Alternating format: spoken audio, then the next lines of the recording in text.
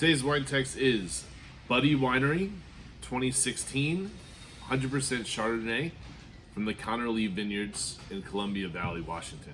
So Pacific Northwest, cooler climates than California and some of the other areas that you think of maybe your American Chardonnays come from, but definitely in more of an elegant style. So in these cooler climates like the Pacific Northwest, where it doesn't get as hot during the day and it gets much cooler at night, you still get the ripeness and the sunlight that goes into the grapes that gives it that golden apple, those tropical fruits, a little bit of that mango thing going on. But the cool climates at night don't make it overly ripe. It's not going to be super rich and jammy like you get some of the California styles.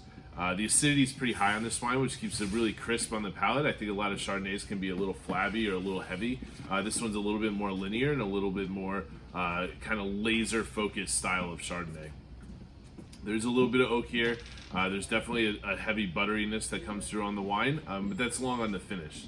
I think a lot of wineries that come from California and other areas that you pay, that $30 to $40 mark, I think, Rombauer and some of the other wines. This is a very good style that I think you guys will like as well, just because I think it's a little bit cleaner and I think it's a little bit more fresh than something that's heavy like a Rombauer Chardonnay.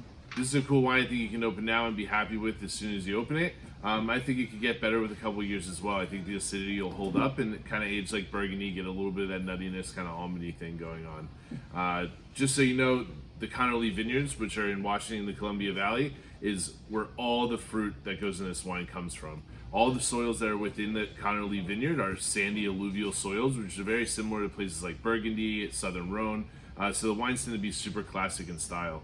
Like I said, it's not going to be crazy full body like some of the California ones, but I think it really does hit the points that traditional Chardonnay drinkers all love.